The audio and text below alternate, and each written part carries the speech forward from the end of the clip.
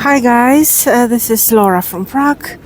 I am on the Charles Bridge on the first really snowy day that we've had all winter, and I left home with the idea of going and seeing Prague, how it looks like, because we don't get actually this kind of snow very often.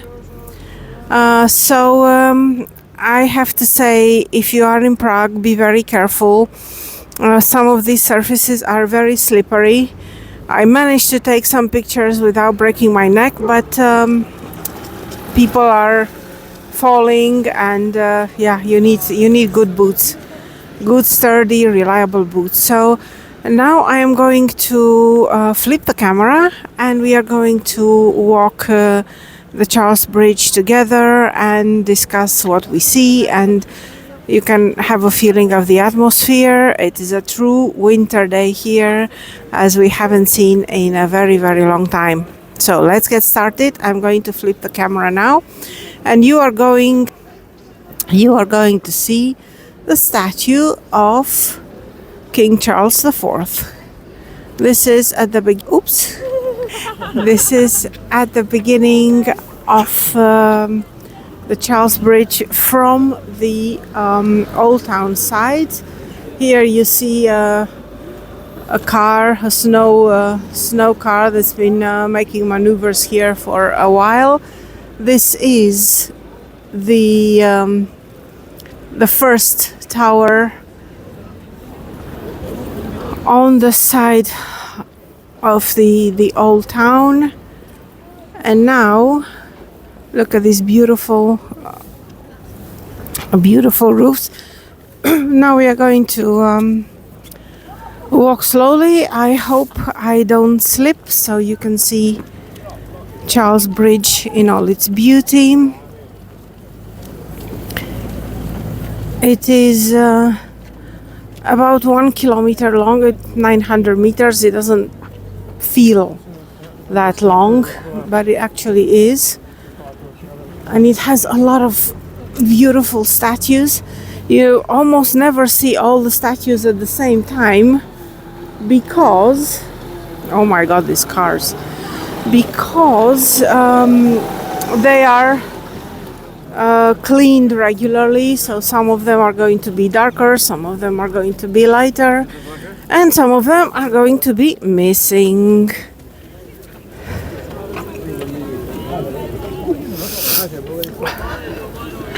This is not as busy as I'm used to, maybe because it's actually the beginning of January, it's after Christmas, the Christmas trees have been dismantled.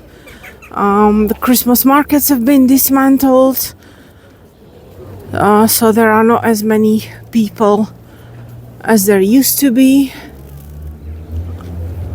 This is really dark. It should get clean soon. This one as well.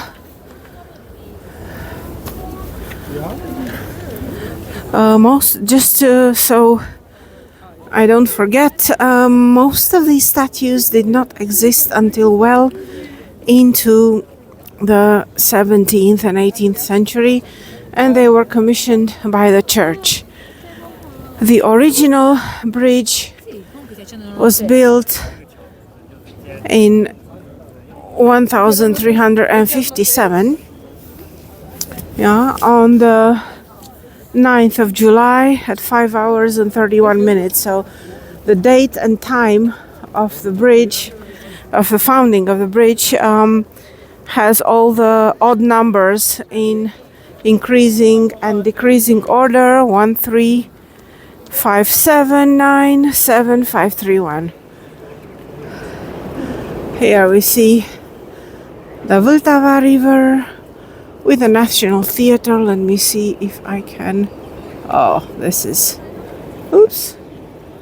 the National Theatre. This is the Legion Bridge. This is the Archer's Island, and here we have Kampa with its penguins.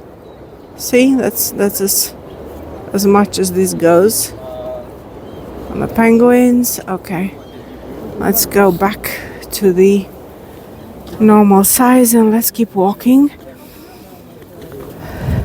I'm dressed pretty warmly. We have about -4, -5 degrees Celsius, and it is not that bad, but if you sit in one place, you are bound to get cold. So whenever you get dressed for a tour in the winter, it is always better to dress as if there was at least 2 degrees colder outside, for a very simple reason that you'll be standing in place while somebody explains to you this and that, so you don't want to get cold.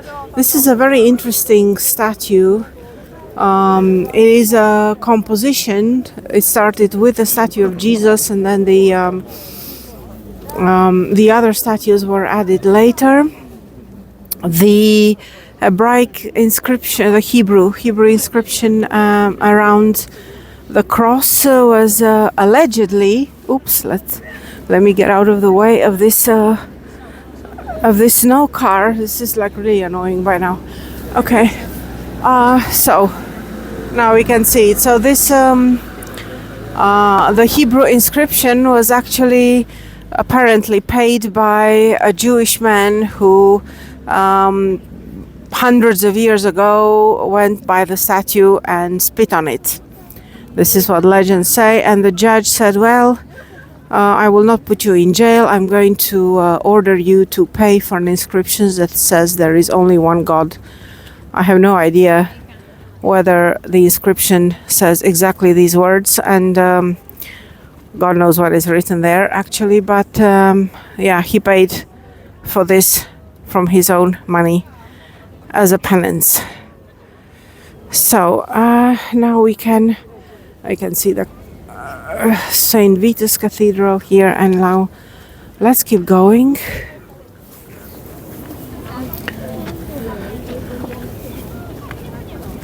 Before that car comes again.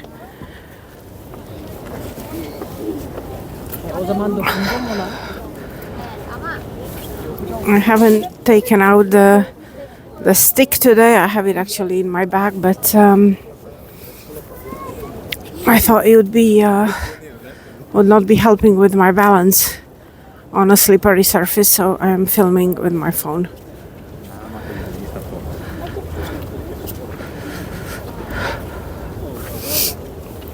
It is around 3 o'clock. I'm not sure exactly what the time is, but it's around 3 o'clock, so it will be soon getting dark, and you can actually tell in the atmosphere. Ooh, this is really black. This should be next on the list of statues to be cleaned.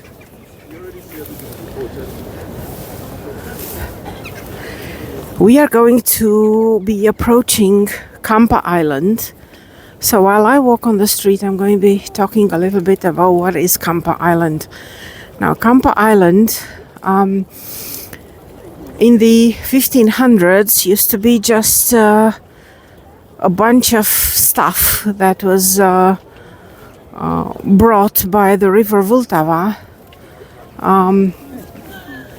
in the springtime, and they presented a problem to transport on the river, and you never knew how big it was going to be each year. And following a huge fire in Malastrana, which is the area of Prague we are going towards. So following that a huge fire, there was a lot of rubble, and there was a lot of material which people didn't know what to do with, so they decided to actually make this whole stuff sturdy, so it will actually turn into an island. It will have its well-defined shores, and they could actually put soil there and plant gardens. So this is how Kampa was born. in the Second World War, whatever was there was destroyed. So after the Second World War, it looks like a park. During the Renaissance, in the Baroque area, they had gardens of the rich people. So rich people have, if you know Malastrana, if you've walked through Malastrana, we will do some of that walks at some point. You can see there are no gardens, almost no gardens, and the gardens that exist belonged either to monasteries or to the king. There were no such things as parks and places for rich people to grow tomatoes or carrots or whatever they felt would help them. So if you were not the king and you were not a monastery and a monk's order or something like this, then you had to look somewhere else for a piece of land to have a garden on. And this is what Kampa was used for.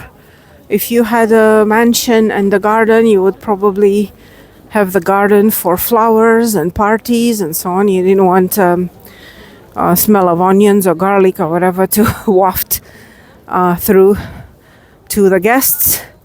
So they had to have a separate plot for the vegetables. And this is exactly what they did. But of course nothing is forever. So now Kampa belongs to the state.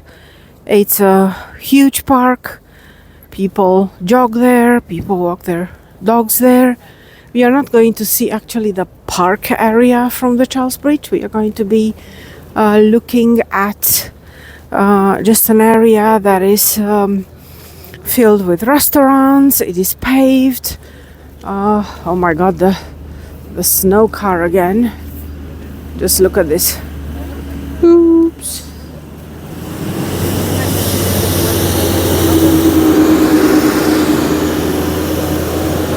I'm not sure what he's doing exactly, because it's not like he's picking up the snow. He's just trying to make a mountain in the middle of the walking area, I suppose.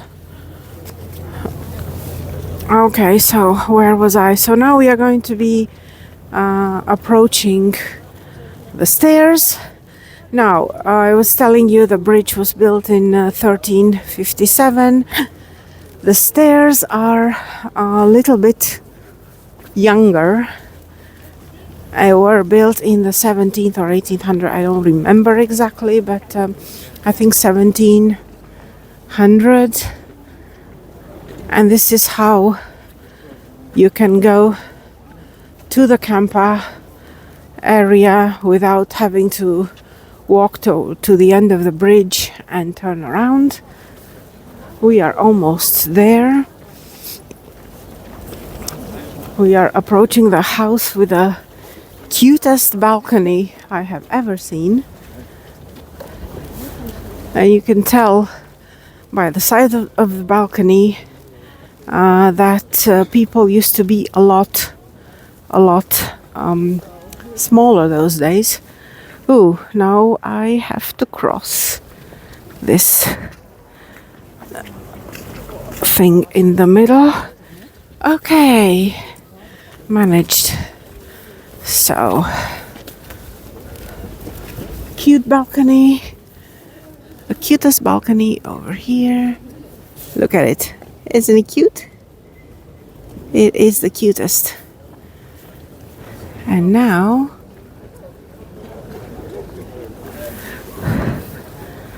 this is Kampa. These are the stairs. Somebody stopped just in front of me and took my picture. So these are the Kampa stairs. And this is Kampa. There you go.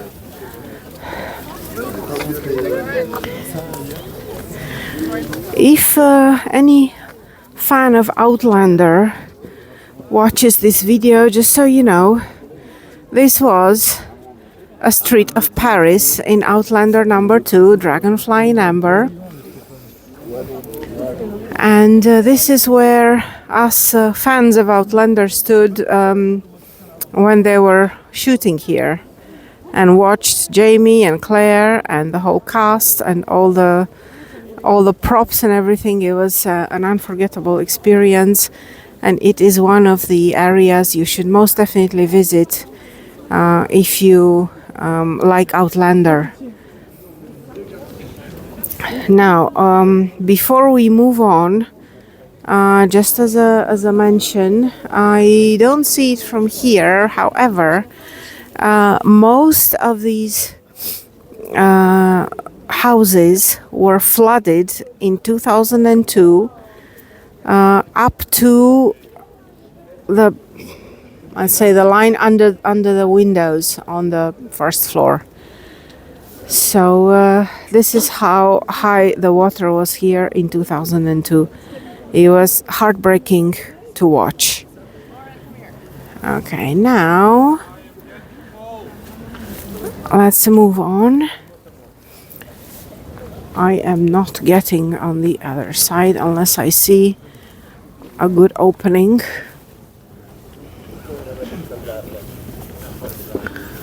Or maybe I will have to, because I will have to show you the place where the stones of the Judith Bridge stood, and these are on the other side. But before that, Kampa Island is separated by Malastrana, separated from Malastrana by the Devil's Canal, so to say. In Czech they call it Čertovka, which you can see here, and you can see even a boat. Some people, probably tourists, have decided to take a boat trip in the middle of January. So let's see what we can see.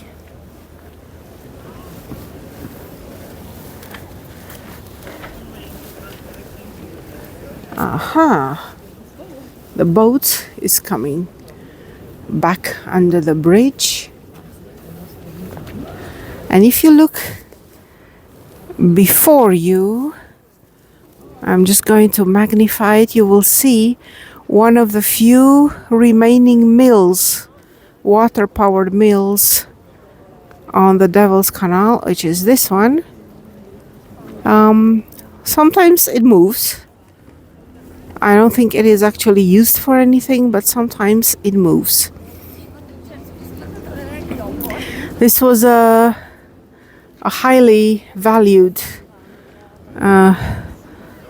water surface because it was created by the Knights of Malta specifically to transport goods on the river Vltava, because the river used to be very wild,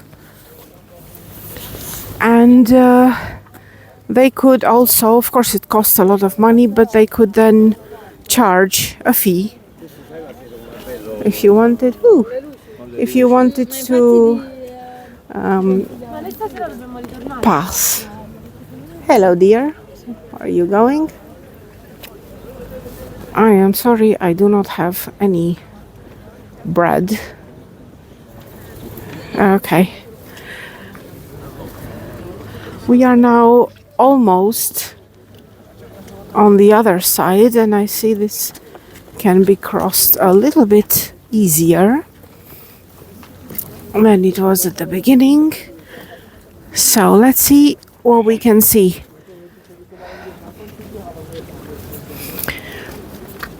One of the most beautiful churches and the most sought after churches in Malastrana, especially by people from Latin America, I'm not sure why, is the church of Bambino di Praga, and this is how Bambino di Praga looks.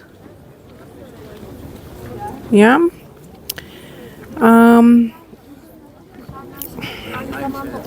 This area is very nice, and I recommend you to explore this if you come to Prague. So maybe you don't want to go straight into Malastrana, but actually explore a little bit the area under the bridge. Here you see what is called the Judita Bistro. This house actually is standing on the base of the Judith Bridge. The bridge that existed, it used to be the only bridge to cross Vltava, and it was it disappeared underwater at a flood, which is why Joan of Luxembourg and Charles IV decided actually to build Charles Bridge. Yeah, Joan of Luxembourg was not happy about it because they didn't have any money, and Charles the Fourth asked people to donate money and whatever they could for the bridge. So this bridge is built with the money of the people, not the money of the king. Now, before we reach the end of our tour, let's say a few words about this. First of all, actually, I would like to show you this statue. This is the most interesting and the most complex statue on the whole of Charles Bridge. So this statue was built in homage to a monk order called the Order of the Trinitarians. And these were monks that worship the Holy Trinity, and these are the guy on upper left and the guy under Jesus. Actually, there were two French monks, and these monks asked for donations to purchase or to ransom, actually the right word is ransom, to ransom Christian prisoners from the Muslims. So if Christians were taken prisoners by the Muslims, these guys would go and buy their freedom. I'm going to come closer so you can see the prisoners inside.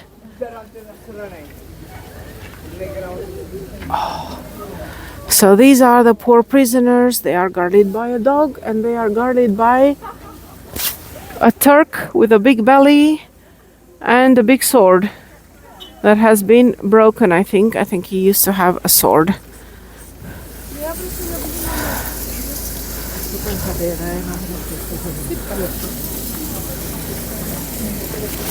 And you can see some pretty heavy handcuffs here. And you can see the prisoner begging to be freed. So these are the Trinitarians. Best and most famous statue on Charles Bridge.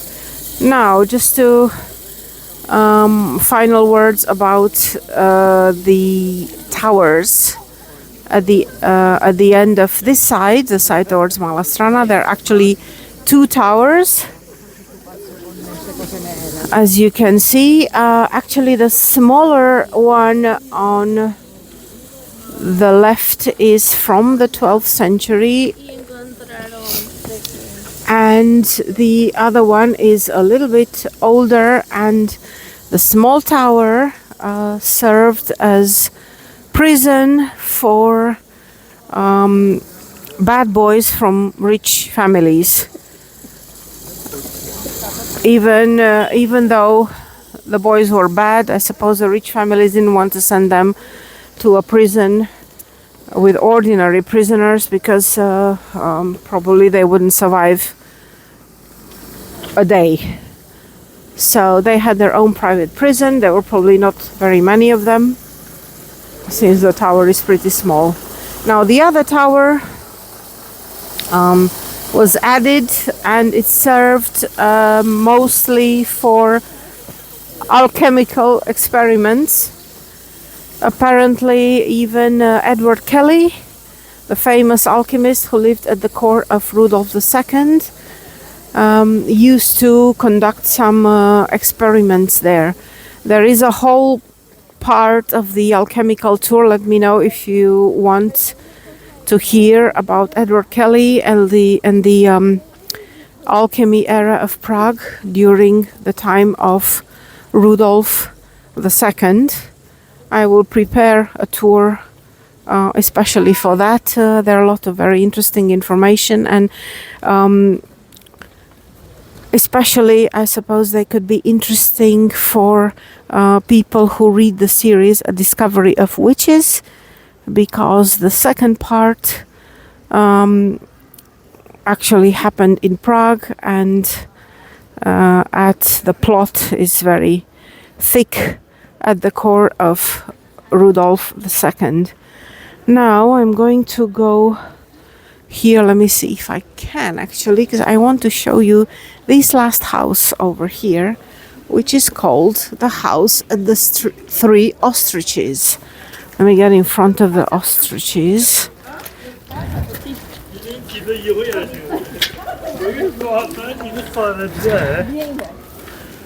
Okay, so you can see the ostriches here, and you can see the ostriches here. And the meaning of these three ostriches, well, basically this house was a house for rich merchants.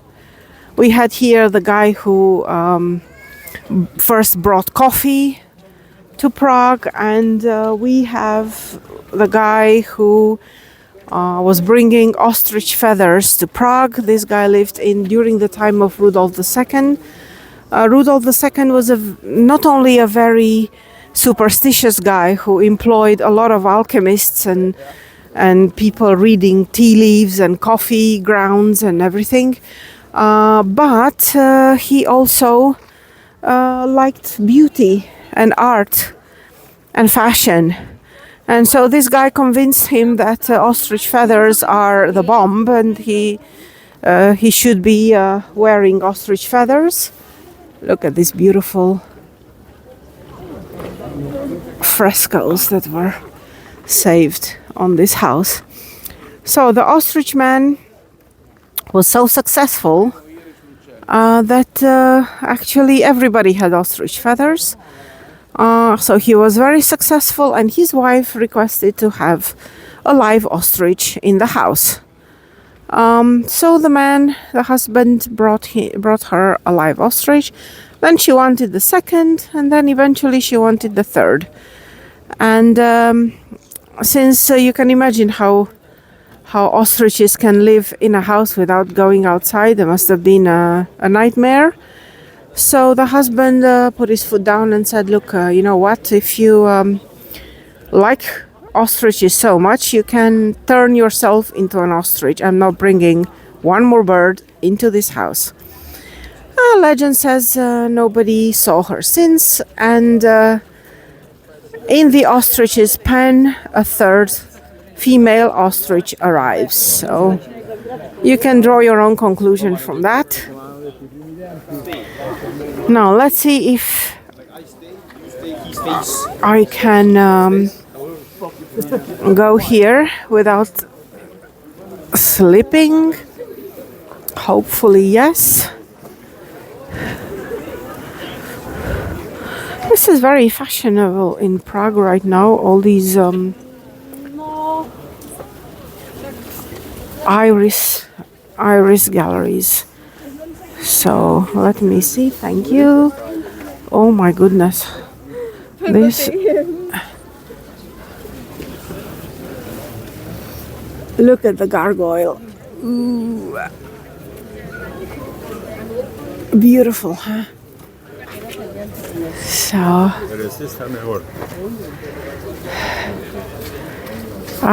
we are crossing into Malá Strana, In the old days, there would be somebody here taxing us. Taxing. There are museums where you can see lists of taxes. How much it costs to bring a sheep across the river, a barrel of grain, of wine, of beer, or whatever it is you are transporting with the intention to sell it to people in Malastrana. I don't know how much you would charge for my mobile phone and my selfie stick. I don't think they were on the list. So guys, now we are at the end of Charles Bridge. We have crossed into Malastrana. We are going to take a look at the tower from this side. Looks beautiful, doesn't it?